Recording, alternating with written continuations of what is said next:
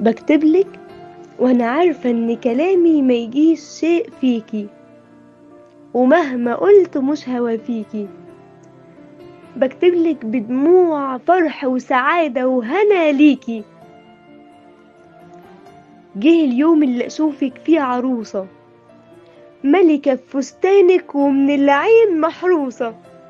محلاكي في الابيض ويا محلى الوجود بيكي، والله ما تكمل فرحتنا غير بيكي وبوجودك. كنا نقول دايما انك العقلة الهادية اللي فينا، ومين فينا يقدر يملك مكانك. فيا ستي هنيالك، ويا فرحة قلبي بسنين عمري اللي قضيتها معاكي. لينا ذكريات ما تتعدش، وبيننا لحظات محفورة جوه القلب ما تتنسيش.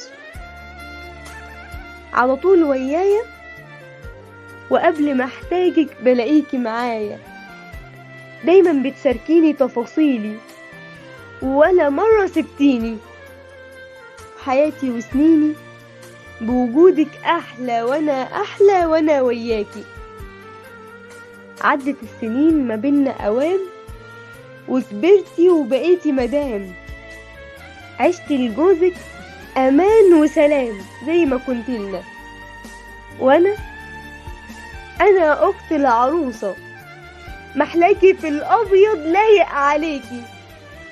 مش محليكي لأنه والله هو أحلى بيكي.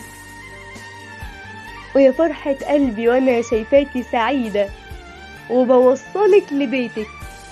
ده لسه امبارح كنتي طفلة بضفاير، والكل من فرحته بيكي طاير.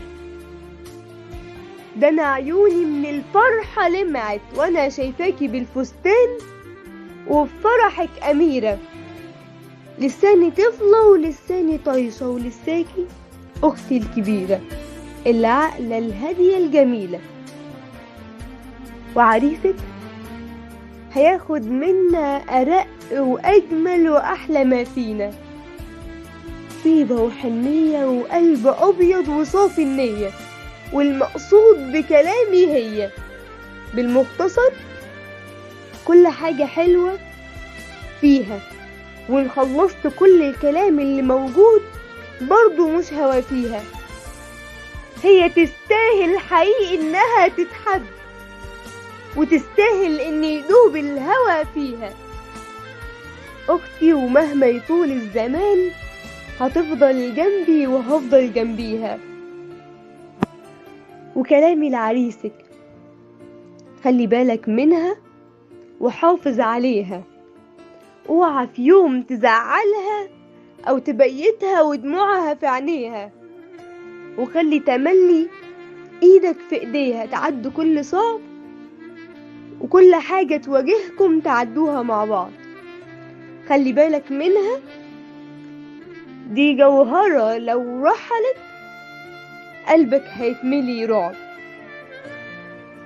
في وجودها سكينة واطمئنان، هتحس وياها بالأمان. دي الحنية اتخلقت أصلا عشانها، ومفيش معنى للسعادة غير بحضورها. فكون ليها الركن الهادي وكون سندها،